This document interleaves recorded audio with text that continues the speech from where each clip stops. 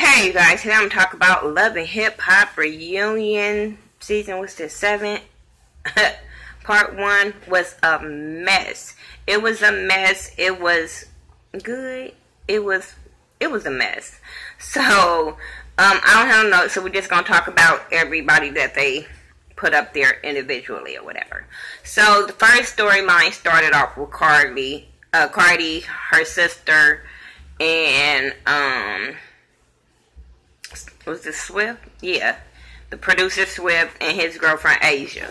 That whole thing was a mess. Now, Cardi, love you, boo. I am a fan of Cardi, but y'all was doing too much. Your sister's hair was ugly as hell. I did not like what Hennessy had on or her hair whatsoever. And I usually don't talk about fashion, but something was off with that hair.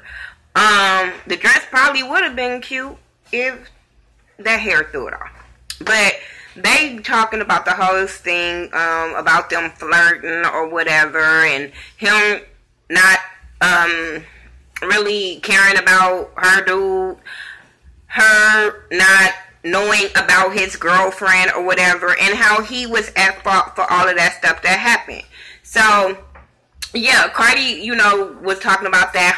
Hennessy loved him, the family loved him, wants them to be together, but they're not together. He had been seeing Asia since they broke up when her and Cardi had that fight. And I like that. I like a girl that can say, you know what, fuck you, because you did me wrong. But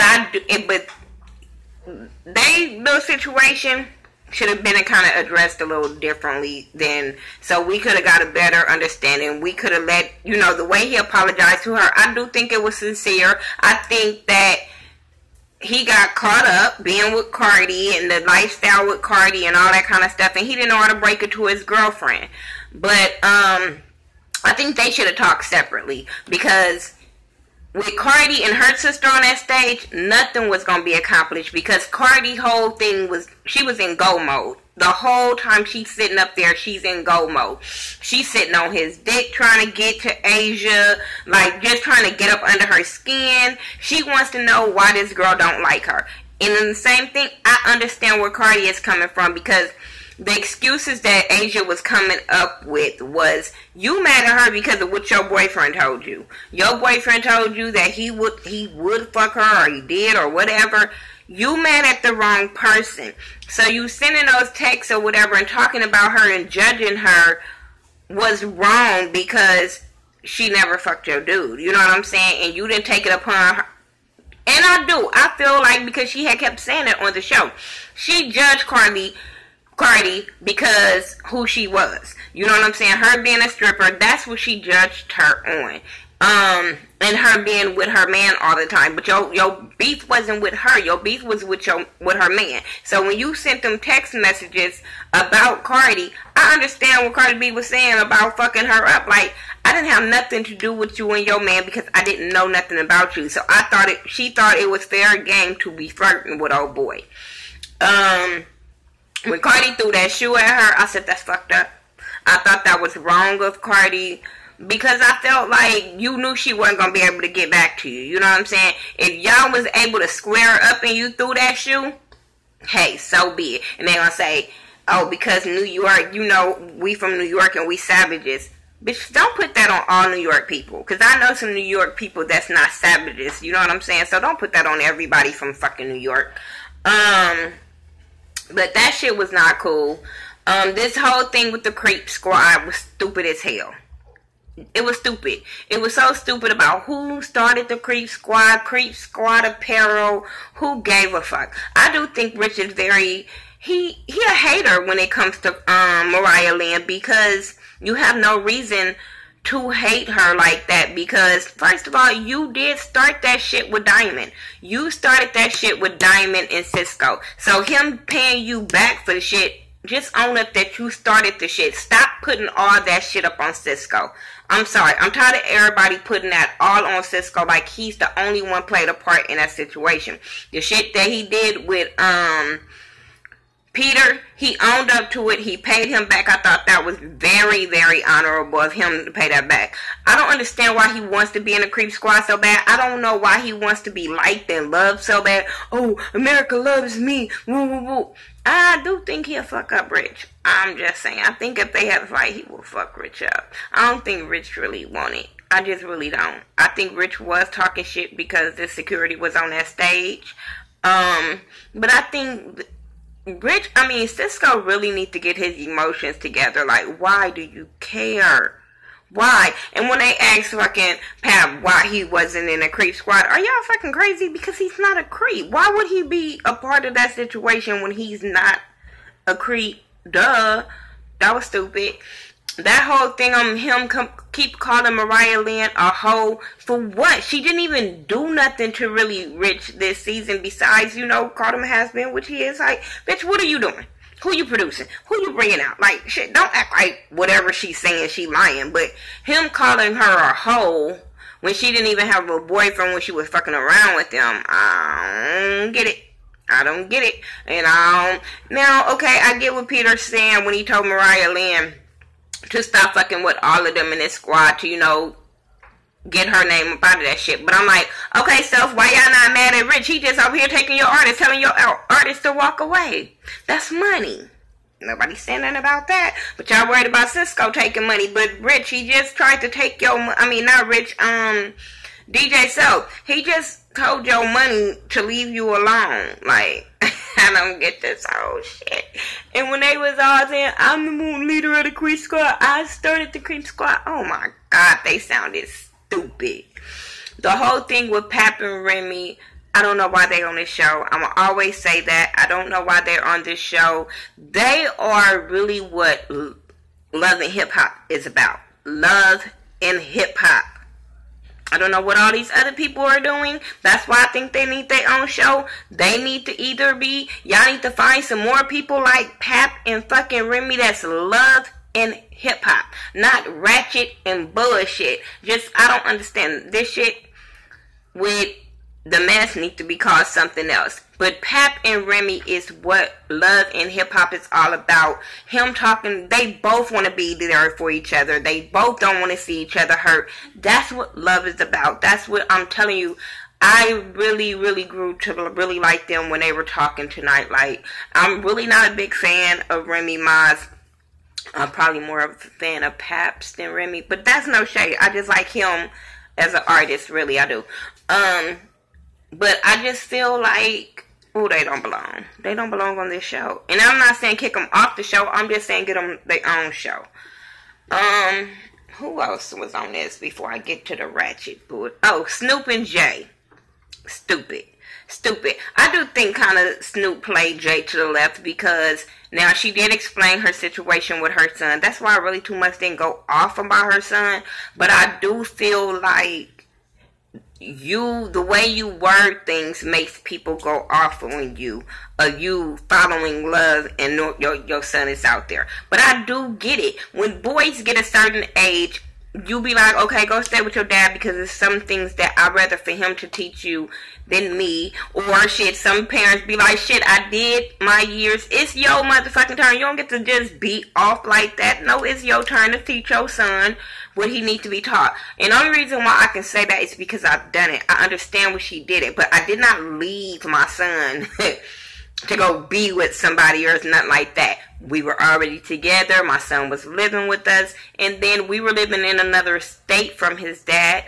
And then we just decided, you know what? He's at that age where I want his dad to be able to teach him some things and be a man and stuff like that. Not saying that my babe wasn't a man, but you know what I'm saying? It was his daddy fucking turn. So I totally get where Jay is coming from. Didn't make my son not love me. Didn't not make my son not love his father. It made us all real cool. We all still cool. So like I said, I totally get where Jay is coming from. Now that other bitch Diamond, we went hard on her because the bitch said her baby was a dog. That's why we went hard on her. And then she left him and still didn't tell him she had a baby. I'm just saying. That's why we left. We talked about her. Now, the whole thing with them, I do feel like Snoop was wrong in that situation. Snoop, you were wrong when it came to Sophie Green as far as flirting with her. You can flirt. I've never seen Candy from Real Housewives have to flirt to sell her sex toy line. I've never seen her have to go out of character for her sex toy line just for it to sell. So you using that as an excuse for you, what you was doing with Sophie Green was bogus. I do feel like Snoop fed Jay some lines before she got there, and I do feel like Jay was extra as fuck. Jay was extra for the cameras, and she cannot say she wasn't extra for the cameras. But she wouldn't have been extra for the cameras if you wouldn't have gave her something to be extra for, Snoop. Like, so own up to your shit. No, y'all not good together. No, y'all don't need to be together. Okay. If I forget somebody, I apologize, but hell, I'll talk about it in a second reunion. Maybe I'll write notes. I don't know, but I didn't care. This whole thing with Yandy, Erica, Mendici, Samantha, Kim, and Judy. Judy would have got popped in her motherfucking mouth. All that shit she was coming at Kim, calling her Urkel, just... It seemed like Judy was trying to when they were asking Samantha, because they was going around about the timeline. All of a sudden, Yandy don't want to explain the timeline. All of a sudden, it doesn't matter to her no more about the timeline. I'm like, oh, really? For real? Really? But yeah, Yandy could stop lying about, alright, girl, I believe Erica. A lot of people don't believe Erica, but I do believe Mendici full of shit. And if you really listen to all of their storylines, even when I be watching that other thing that be on, I think it's some shit that they be having, and they be like telling like the real them and what really, really happened. If you really listen to all of their stories, Yandy and Mendici is lying. They are lying. I do believe, because all of a sudden Yandy is like, well, I'm not going to say that she lying, or, you know, whatever he had told them or whatever. It's like, yeah, bitch, because you know that this dude made her, regardless of how he felt, he made this girl feel like they were in a relationship. All of that, I took her to Aruba and all of this shit before little Mendici was born. How? Because you cheated with her as homegirl was pregnant. That's what Samantha said. Samantha even had said in that other little show thing where they be telling about the timeline and what's going on and all the history of their relationship. Samantha have said over and over again that Erica and Mendici was in a relationship. That's why I say Erica, I believe her, and when she say they were in some kind of relationship, they stayed together. That's what Slides do. When she said that they stayed together and he would come over there and say he walked the dog, Yandy never said that didn't happen. All she said was that's what Slides do. But so Slides don't sit out the house and cry and all that kind of stuff, because you didn't deny what she was saying. You never denied what she was saying as far as what she was saying about y'all relationship when they were in a relationship and how she was living in the house. You talking about this girl didn't know where y'all lived and all that kind of stuff, but she just said that she was staying in the house, that he was coming over there and he was saying that he had to go walk the dogs and all this kind of stuff. So both of you and your husband need to make up y'all stories. It's either he didn't know, she didn't know where y'all lived, or she did. Or he had another spot with her, but didn't let her come to the other spot. Like, it's some stories, like some hoes with Yandy and Mendici that I just can't get with. That's why I believe Erica and Samantha. But it seemed like every time that Nina would ask Samantha, Judy and Yandy would talk over her and start talking shit and starting shit, so Samantha couldn't tell her side of the story on how she felt about the timeline. We never got to hear what Samantha said timeline was with this whole situation, because remember, everybody keeps saying Samantha got cheated on, so Samantha would kind of know which bitch was in the place and who got cheated on where. Samantha has so many years with Mendici, and like she has said on that little show that they be doing, She has known a lot with them. You know what I'm saying? So she know who he was with, who he wasn't with, and stuff like that, being the baby mama. And them being in a long relationship first. It's just something, like I said, it's some hoes with Yandy's story. That sister, I don't know why the fuck her ass was sitting up there. Bitch, you was only in the scene for 3 seconds. Bitch, there's no need for you to be up there. Kimbella, why are you up there? You up there embarrassing your man like no other. Because I'm like, this is not your fight. This is not your fight. Them are all 3 baby mamas. Like, if Joel's came with some other baby mama shit, would you I hope that's what they need to do. Mona, go find Joel's baby mama so this bitch can see how it feel. Like, for real. Like, to stay out of people's shit. Stay out of that girl shit. I understand that's your homegirl, but you didn't see Juju up there jumping and shit that didn't have nothing to have to do with her. Then when they kicked that dumb bitch off the stage, she going at Erica, find a job, find a life. And I'm like, bitch, she got the same life as you. You don't got no life either, because you want your man to come about the basement and hang with you. So, where your life at? Where your job at? That you so worried about what the fuck Joel is doing. Where your job at? I just didn't understand Kimbella being up on that stage. I didn't understand all of the talking over people so they can't tell their story. I don't care. Y'all can keep saying that these baby mamas are bitter and they wrong, but I think it's some truth in their shit. And Yandy trying to make them look like bitter. Just like, oh, let's do the mannequin challenge. Let's show the man who did he ask to marry. And that bitch Erica said, but you still not married, you fraud. So I wish somebody please hurry up and bring that up. Please hurry up and bring that up. And that bitch still gonna make an excuse probably next time of why she's still to this day not married to Mandisi.